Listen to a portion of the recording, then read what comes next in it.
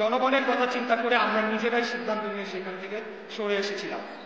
ওই ঘটনার মধ্যে দিয়ে আমরা বলতে চাই যে সরকার তখনও আমাদের সাথে প্রতারণা করেছে, এখনো আমাদের সাথে প্রতিনিয়ত প্রতারণা করে চলেছে।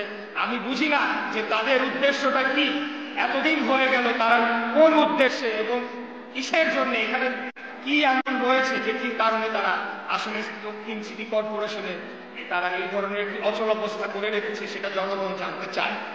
আমি আজকে আপনাদের মাধ্যমে আমি দুর্নীতি দমন কমিশনকে আহ্বান জানাতে চাই, আপনারা এখানে আসুন, এসে এখানে যতদিন এই আসিফ মাহমুদ সজীব ভুইয়া অফিস করেছে, কি কি দুর্নীতি করে দিয়েছে তার সমস্ত কিছু আপনারা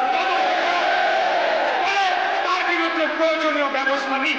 এই ধরনের দুর্নীতিবাজ গণ অভ্যুত্থানের বিনিময়ে তারা নেতৃত্ব দিয়েছে এবং তার বিনিময়ে তারা উপদেষ্টার পদ পেয়েছে। এত কম সময়ের মধ্যে কিভাবে তারা এই পরিমাণ দুর্নীতিতে জড়িয়ে গেল এবং সেটার কি পরিণতি হওয়া উচিত, সেটা একটা দৃষ্টান্তমূলক শাস্তি হওয়া উচিত, এটা আমি জোরালো দাবি জানাচ্ছি। আর আমি আরেকটি কথা বলতে চাই সরকারের উদ্দেশ্যে যে আমাদের আপনারা যদি ধরে নেন যে এই আন্দোলনকে আপনারা এভাবে আপনারা অগ্রাহ্য করে যাবেন, আপনাদেরকে আমি আবারও বিনীতভাবে অনুরোধ জানাচ্ছি যত দ্রুত সম্ভব আপনারা এটা সুরাহা করুন। কেন আপনারা কাল বিলম্ব করছেন, কিসের জন্য আপনারা এখানে কাল ক্ষেপণ করছেন, কার প্ররোচনায় এই বর্তমান অন্তর্বর্তীকালীন সরকার এখন পর্যন্ত কোনো কার্যকরী পদক্ষেপ নিচ্ছে না, সেটা আমি বুঝে পাচ্ছি না। আপনারা পদক্ষেপ নিন, আমাদেরকে মুক্তি দিন, জনগণকে মুক্তি দিন, আপনারাও শান্তিতে থাকুন।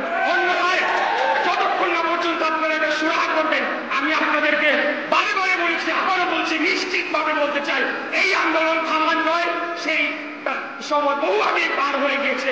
এখান থেকে পেছনে ফিরে আসার কোন রাস্তা আপনারাই খোলা রাখেন নাই। অতএব আজকে যে বেহাল দশা হয়েছে, নগরের যে অচল অবস্থা, সেটার জন্য একমাত্র দায়ী এই বর্তমান অন্তর্বর্তীকালীন সরকার, এক উপদেষ্টারা এবং বর্তমান প্রধান উপদেষ্টাও এদিকে এগিয়ে যেতে পারেন না। তাই উনি সর্বজন শ্রদ্ধেয় ব্যক্তি, ওনাকে আমরা সবাই সম্মান করি।